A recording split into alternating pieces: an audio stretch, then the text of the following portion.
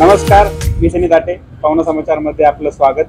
आज आपल्या सोबत पंकज पवार आहेत, ज्यांनी भोसरी परिसरात एक स्वामी समर्थ महाराजांचं मंदिर या ठिकाणी उभा केलेला आहे।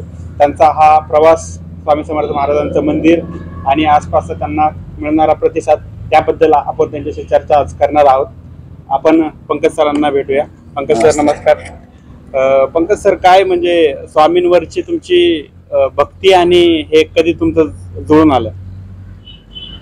मी 2009 सालापासून अक्कलकोटच्या पौर्णिमेच्या वाऱ्या करत होतो आणि ते करत असतानाच सुरुवात झाली आणि स्वामींच्या भक्तीत सुरू झालो। त्यानंतर असंच मंडळ चालवत होतो, तर कधीतरी वाटलं होतं की बाबा आपण मंदिर करावं। ते करत करत होत गेलं काही गोष्टी।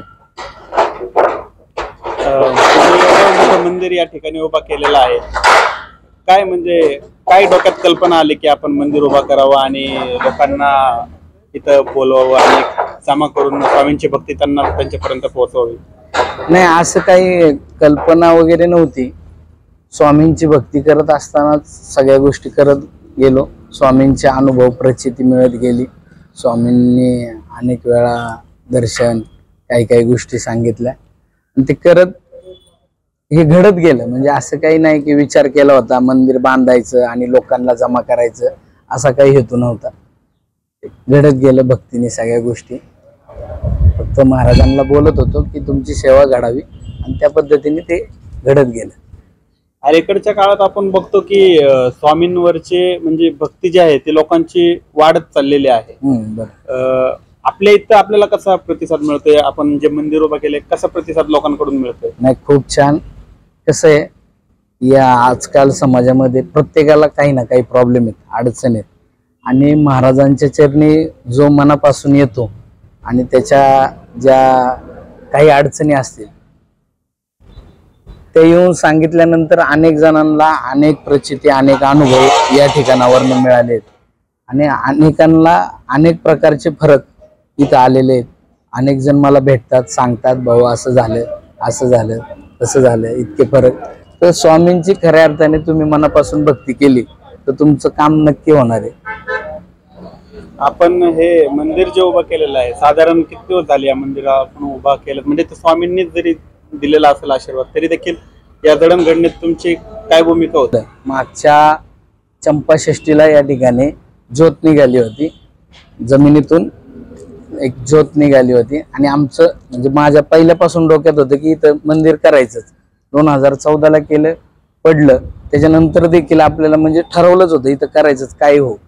आणि ती ज्योत ज्या वेळेस निघाली, महाराजांनी मग आपल्याला जसं काय संकेत दिला की बाबा ठीक आहे तुम्ही करा। आणि मग परत राजकीय नेते असतील अनेकांच्या मदतीने हे करून सुरुवात केली। मंदिर पूर्ण झालं, आज वर्ष होईल या मंदिराला। आता स्वामींचा प्रकट दिवस असतो, हो, तर तुम्ही आता बघितले मंडप वगैरे मोठ्या प्रमाणात चालू आहे। हो, तर काय म्हणजे तुम्ही काय काय प्रकट दिनाच्या वेळी किंवा इतर वेळी तुम्ही समाजामध्ये कोणते कार्यक्रम राबवताय? इथं आपण हिंदू धर्मातील सगळे सण आपण साजरे करतो। आता प्रकट दिन येतोय 10 एप्रिलला। प्रकट दिन निमित्त खूप मोठ्या प्रमाणात कार्यक्रम आहे। आपण पालखी सोहळा काढतो संपूर्ण परिसरामध्ये। संतनगर सेक्टर 4, 6, 9 या संपूर्ण परिसरामध्ये पालखी परिक्रमा करतो। त्यानंतर इथे दिवसभर कार्यक्रम असतात, त्याच्यात रक्तदान शिबिर आहे, सुगम संगीताचा कार्यक्रम आहे, वारकऱ्यांचा कार्यक्रम आहे, भजनांचा सांप्रदायिक भजनाचा कार्यक्रम आहे आणि महाप्रसाद खूप मोठ्या प्रमाणात प्रत्येक कार्यक्रमाला या ठिकाणी होत असतो। प्रकट दिन असेल, जयंती असेल, पुण्य दत्त जयंती असेल, स्वामींची पुण्यतिथी असेल, रामनवमी, कृष्ण जन्म, अनेक कार्यक्रम आहेत जे आपण सगळे कार्यक्रम इथं करत असतो। गणेशोत्सव करतो मोठ्या प्रमाणात, नवरात्र उत्सव करत असतो, सगळे सण आपण साजरे करतो इथं। आता साधारण बघितलं तर आपण तुम्ही जे मंदिर उभा केले ते चांगल्या लेवलला केलेलं दिसतंय। म्हणजे तर असे आता तुम्हाला किती लोक साथ देत आहेत? म्हणजे नाही, हे सगळं सामील आहेत? हे सगळं स्वामींच्या कृपेने आशीर्वादानेच होतंय आणि अनेक लोक जे आहेत भक्त मंडळी आहेत, अनेक सेवेकरी मंडळी आहेत, त्यांच्या सर्वांच्या साह्यानेच होते. कुठलंही काम एकटा माणूस करू नाही शकत. जरी मी समोर असलो, महाराजांचा आशीर्वाद जरी असला, तरी अनेक भाविक भक्त आणि अनेक सेवेकरी याच्यामध्ये सहभागी आहेत आणि त्यांच्या सर्वांच्या सहकार्यानेच हे होतंय. मंदिराद्वारे आपण काही कोविड काळात काही काम वगैरे केले? कोविड काळात पण आपण काम केलं, जसं जमेल तसं. म्हणजे एवढं त्यावेळेस मंदिर नव्हतं, हे नव्हतं, ते होतं. आणि कोविडमध्ये मी सामाजिक कार्यकर्ता म्हणून आपलं त्या पद्धतीने काम केलं अत्यावश्यक सेवेमध्ये. माग आपण महाराजांची पालखी बघतोय, काय पालखीचं काय वैशिष्ट्य आहे? आता हे पालखी सोहळा ज्यावेळेस प्रकट दिनचा कार्यक्रम आहे 10 एप्रिलला येणाऱ्या, त्याच्यात जी पालखी सोहळा काढतो ना, ते पालखी आपण हे केलेली आहे आणि आज गुरुवार निमित्त सर्वांसाठी दर्शनाला ठेवलेली आहे. हो. पालखी कुठून कुठपर्यंत असते काय? संपूर्ण सेक्टर नंबर 4, 6 आणि 9 मोशी प्राधिकरण संतनगर या परिसरात, संपूर्ण परिसरात फिरतो आम्ही. तुम्हाला काय म्हणजे एकदम केव्हा वाटलं की हा स्वामींची आता माझ्यावरती कृपा झालेली आहे? बरेच भक्त असे येतात की नाही का, अरे आज आलो की मला पहिल्याच दिवशी स्वामींचे प्रकट झाले पाहिजे स्वामी.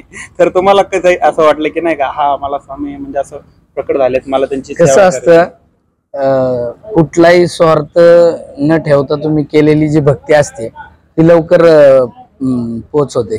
आणि म्हणजे न मागता जे मिळतं ना, ते वेगळं असतं आणि मागितल्यावर मिळतं ते परीक्षा घेऊन मिळतं. त्याच्यात अनेक अनुभव सांगण्यासारखे आहेत मला. हे समोर औदुंबराचं वृक्ष दिसतंय ना, या झाडामध्ये आपण त्या बोर्डवर सगळी माहिती लिहिलीत, पण गुरुपौर्णिमेच्या दिवशी म्हणजे कोविडमध्ये असणारी जी गुरुपौर्णिमा आहे, त्या दिवशी त्या झाडाच्या बुंद्यामध्ये साक्षात स्वामी बसलेले, म्हणजे पूर्ण स्वामींची छबी प्रकट झाली होती. आणि त्यानंतर मंदिराला किंवा अजून मोठं चालना मिळाली. माझ्या बहिणीच्या स्वप्नात येऊन महाराजांनी सांगितलं की ती गुरुपौर्णिमा माझी अक्कलकोटची चुकली होती पहिली. म्हणजे मी 2009 पासून पौर्णिमा अक्कलकोटच्या करतो. त्या कोविडमध्ये मला जाता नाही आलं आणि ते मग ह्याच्यात प्रकट होऊन सांगितलं आणि बहिणीच्या स्वप्नात येऊन सांगितलं की त्याला सांग मी आलोय, आता तुला कशा पद्धतीने काय सेवा करायची, काय करायचं ते करून घे. आणि अनेक अनुभव आहेत असे, मला थोडस सांगताय. हा, तर खूप आहेत. इथं साक्षात स्वामी असलेला वास होतो आणि अनेक लोकांचा अशी धारणा आहे की हे जागृत स्थान म्हणून ओळखलं जाते. तसं पण मी अक्कलकोटला, सोलापूर ते अक्कलकोट चालत जात असताना सुद्धा स्वामींनी मला म्हणजे स्वतःहून नेलं. अशा अनेक अनुभव आहेत. मला सांगायला गेलं तर खूप हे होईल, खूप अनुभव आहेत. म्हणून मी असं समजतो की माझं जे आहे ते फक्त त्यांच्यामुळे आणि त्यांच्यासाठीच आहे. तुम्ही सांगितलं आपण महाप्रसाद वगैरे ठेवतो प्रकट दिनावेळी, इतर दत्त जयंती असेल, तर यावेळी साधारण किती लोकांचा आपण महाप्रसादाचं इथं नियोजन करतो आणि ते लोक कशा प्रकारे तुम्हाला साथ देतात? आपण प्रत्येक कार्यक्रमाला महाप्रसाद हा कंपल्सरी असतो आपल्याकडे. महाप्रसाद इतर कुठल्याही कार्यक्रमासाठी केला तर कमीत कमी 6-7 हजार लोकांचा महाप्रसाद होतो. पण प्रकट दिन असा आहे, गेल्या वर्षीच्या प्रकट दिना दिवशी 20,000 लोकांनी महाप्रसाद घेतला होता. त्या हिशोबाने आम्ही ह्या वर्षी थोडंसं वाढतं नियोजन केलेलं आहे. एक 20-25 हजाराच्या आसपास लोकांचं नियोजन केलंय यावर्षी. भविष्यात काय मंदिराची काय रचना अजून काय वाढवणार आहे काय, कसं तुम्ही हे बघताय पुढं मंदिराची रचना कशी करण्याबद्दल? भविष्यात हेच की आमच्या हातून स्वामींची जास्तीत जास्त सेवा घडव आणि सेवा करत असताना समाजात सामाजिक हिताची कामं हो, समाजाच्या उपयोगाची कामं हो, लोकांना जास्तीत जास्त प्रमाणात दर्शन, त्यांचे कामं, प्रत्येकाला इथं येऊन एक समाधान आनंद मिळावा असं करण्याची इच्छा आहे. मंदिराला कळस बाकी आहे, कळसाचं काम करण्याचं नियोजन आणि अजून छोटे मोठे काम आहेत. अन्नछत्र माझी एक म्हणजे इच्छा आहे की जो कार्यक्रमाला आपण अन्नदान करतो तर रोज इथं अन्नदान व्हावं अशी एक इच्छा आहे आणि ती मोफत गोरगरीब असेल किंवा गरजू लोकांसाठी ते एक करायची इच्छा आहे. तर 10 तारखेला जे प्रकट दिनाचं आहे स्वामींचं, तर काय काय म्हणजे त्या दिवशी तुम्ही अजून करणार आहात? काही वेगळं वेगळं असं काही ठरवलंय का? त्या दिवशी सकाळी 7 वाजता स्वामींचा रुद्राभिषेक होईल, त्यानंतर होम हवन पूजा होईल, त्यानंतर पालखी सोहळा निघेल दुपारी 1 वाजता आणि पालखी सोहळा आल्यानंतर मग दिवसभर इथं रक्तदान शिबिर चालू असणारे, नेत्रदान म्हणजे डोळे तपासणीचं मोफत ते एक शिबिर आहे, दिवसभर ते चालू असेल. आणि पालखी जरी चालू असली तरी दुपारी 3 नंतर इथे सुगम संगीताचा कार्यक्रम आहे आणि विशेष म्हणजे ते सगळे कलाकार ते आहेत, ते अंध कलाकार आहेत, इथं संगीताचा कार्यक्रम करणार आहेत. आणि सायंकाळी महाआरती होईल. त्या पालखी सोहळ्यामध्ये आपण आळंदीचे वारकरी, परत ढोल लेझिम पथक आहेत आणि ते काय म्हणतात दांडपट्टा वगैरे, ती एक टीम आहे. आणि एक ते महाराष्ट्रातील आपल्या जे जुने कलाकार आहेत त्यांचा एक ग्रुप ठेवलाय, म्हणजे ते सनई डफडे असला एक ग्रुप आहे. परत बाहुबली हनुमान म्हणून नाही का, तो आजकाल ट्रेंड आहे, तर तो पण आहे. आणि दत्त संप्रदायातील जे अवतार आहेत स्वामींपर्यंत, म्हणजे शंकर महाराज असतील, दत्त संप्रदायातील 5-6 अवतार हे जिवंत देखावा आम्ही त्या ट्रॅक्टरवरती पालखी सोहळ्यात दाखवणार आहे. आणि अशा पद्धतीने आहे. आणि संध्याकाळी महाप्रसाद असेल त्यावेळेस मग आमदार साहेब महेशदादा असतील, हिंदू राष्ट्र सेनेचे राष्ट्रीय अध्यक्ष धनंजयभाई देसाई यांच्या हस्ते आरती होणार आणि ते इथं कार्यक्रमाला उपस्थिती दाखवणार आहे.